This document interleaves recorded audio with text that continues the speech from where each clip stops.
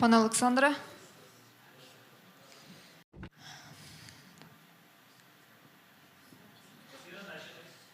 Вітаю вас, друзі, у медіа-центрі Україна. Нагадаю, що ми працюємо за підтримки Міністерства оборони України та Міністерства внутрішніх справ. Нас приймає готель Skyloft. You're welcome at Ukraine Media Center. We are supported by the Ministry of Defense of Ukraine and Ministry of Internal Affairs. We are hosted by Skyloft Hotel. Thank them very much for that. And you're welcome to monitor our news on our YouTube, Twitter, Facebook, Telegram channel. And I'd like to greet Spokesperson of the Ministry of Defense of Ukraine, Colonel Oleksandr Motuzyanyk, who will tell us about the current operational situation on the front line. Thank you. Welcome, everybody.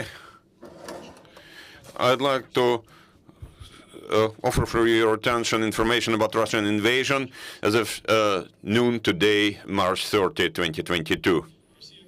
Russia has been continuing its wide-scale armed aggression, military aggression against Ukraine. The enemy has been trying to surround and defeat the joint forces and to take control of Donetsk and Luhansk provinces. It continues to regroup its occupational forces to keep its positions they have taken, and obviously has been preparing to renew some offensive action. At the same time, invaders continue to use high-precision weapons to destroy critical infrastructure facilities practically all over Ukraine.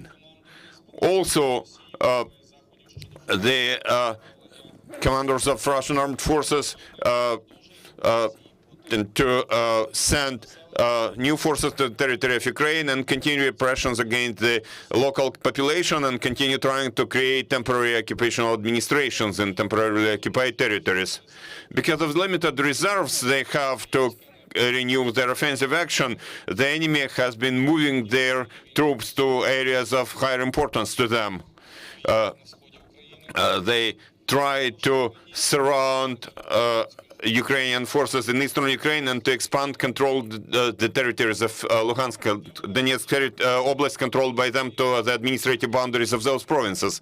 To hit targets in Ukraine, the enemy has been using long-range and tactical aviation. Russian bombers Sukhoi 34 have made bomb and missile strikes against targets in Kyiv, Chernihiv, Zhytomyr, Kharkiv, and Donetsk oblasts. Also, there have been two long-range bombers, Tupolev 22 M3 from Rostov province have made rocket strikes against Mykolaiv, Nikopol, Pavlograd, and Novomoskovsk. Now, briefly, information about the key areas. In Volyn area, Volyn direction, currently in Volyn area of operations, no assault group of the Republic of Belarus has been created, but still there is a probability that armed forces of the Republic of Belarus will be engaged in military aggression against Ukraine. The probability is still there. In order to strengthen defense of border with Ukraine, the Republic of Belarus engages up to 4 battalion tactical groups from within its armed forces. In police area, the key efforts of the Russian forces have been focused on regrouping their troops and artillery shelling towards our positions and air reconnaissance using unmanned aerial vehicles, UAVs, or drones. Also, occupation forces have been partially withdrawn. In Siversk area, the siege of Chernihiv continues, as well as rocket and artillery shelling against civil and military facilities in the city by Russian forces. Troops from Central Military District of Russia focus their efforts on regrouping and replenishing their ammunition and fuel and lubricants. In Slobozhanщина area, troops from Western Military District and North Fleet of Russian Federation have been regrouping and replenishing their ammo. In the area to the south of the city of Izum, troops of invaders, supported by aviation, tried to break our defense lines towards Slavyansk. Also, Russians continue the siege of Kharkiv and making rocket and strikes and bombing and artillery shelling of Kharkiv and Barvinkovo. In Donetsk direction, main efforts of Russian forces have been focused on taking control of Popasna and Rubizhne, as well as taking Mariupol. The enemy continues offensive action and artillery shelling of the positions held by Ukrainian armed forces, as well as aviation strikes, air strikes, and rocket strikes against towns and villages. In order to increase their attack capacity, units from western military districts of Russia have arrived to Starobilsk in Luhansk province. In southern Bukh area, the enemy's forces include units from southern military district of Russia, and they focus their efforts on maintaining the defense of the positions that they previously took, fortifying their positions, and restoring the capacity of their units which have incurred losses. Also, artillery shelling continues towards positions held by armed forces of Ukraine, as well as aviation and rocket strikes against peaceful towns and villages. In particular, as a result of Russian rocket strike, the building of Mykolaiv Oblast State Administration has been destroyed. In Black Sea and Sea of Azov areas of operations, there is still a threat that the enemy will use high-precision weapons against defense industry, facilities, and logistical infrastructure of Ukraine. In the Black Sea, there are Russian ships having Caliber missiles. At the moment, that group of Russian battleships continues monitoring the situation and tries to conduct reconnaissance of Ukrainian troops, and also isolating the areas of operation in the northwestern part of the Black Sea. And to finish with, dear friends, I will announce the total losses of the enemy from February 24 to today, March 30. So they are approximately as follows. Manpower of the Russian forces, about 17,300 people. 605 tanks, 1,723 armed fighting vehicles, 305 artillery systems, 96 multiple launch rocket systems, 54 air defense systems, 131 airplane and 131 helicopter, 184 vehicles, 7 ships and boats, 75 tanks with fuel and lubricants,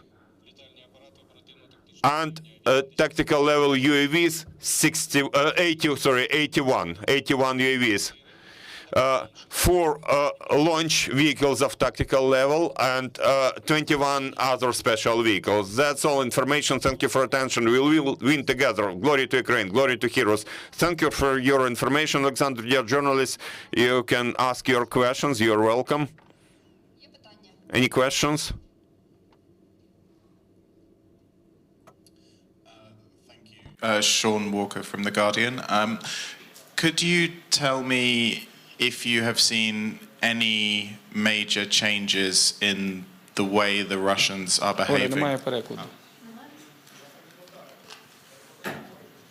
One more time, please. Sure.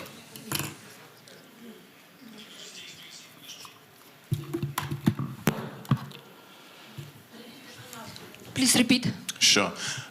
Could you tell me if you, since the announcement from the Russian negotiating team in Istanbul yesterday that that the Russian army would significantly reduce its activities on the Kyiv and Chernihiv directions, have you seen any significant change in behavior? And if so, could you describe it? Thank you.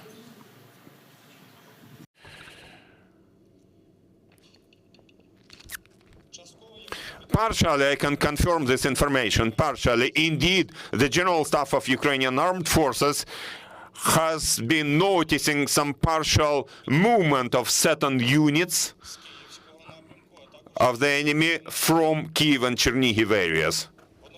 At the same time, there is no mass-scale withdrawal of Russian troops from those areas. We don't see it. We just see that some units are withdrawn, some of them. So at the moment, it's too early to say that it happens. Obviously, the enemy has been withdrawing units which have incurred the most losses, the highest losses, in order to replenish them. As of now, according to our information, the enemy has not finally dropped its attempts to take or at least besiege also those cities, I mean the capital city and city of Chernihiv. Thank you. Thank you. Any more questions?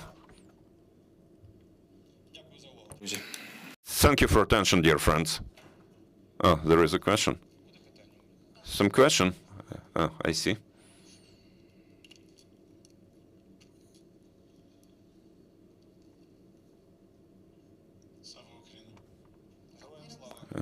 Glory to heroes.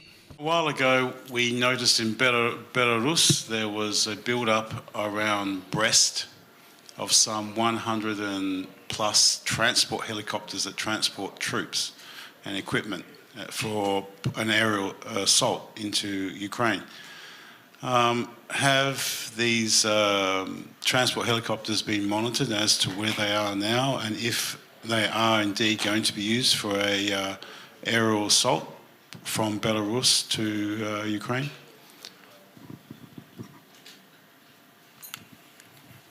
Дякую. Thank you.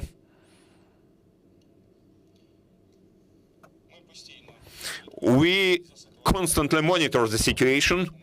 Also, we have information about Russia continuing concentration of its troops, of its equipment, its weapons within the territory of the Republic of Belarus.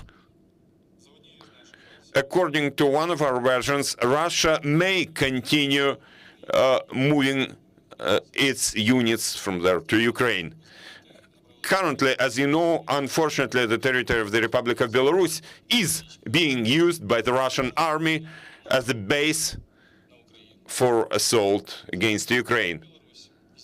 From the Republic of Belarus, rocket strikes are made against the territory of Ukraine, against our cities and towns, our peaceful locations, peaceful towns. We carefully monitor the situation. Also, currently, we do not see any assault group involving the Belarusian armed forces to attack against Ukraine. But I'd like to repeat that the issue of engaging Belarusian troops to be engaged in the war in Ukraine is still there. So there is this probability which we don't completely exclude. Any more questions? Thank you, Oleksandr. Thank you, dear journalists. And I'd like to remind you that at 15:30 in Ukraine media office in Lviv, there will be a press briefing by the head of the office of the President of Ukraine, Mikhailo Podolyak. And here in Kyiv at 4 p.m., here in our studio, we'll have the mayor of the city of Irpin, who will tell us what's going on in the city.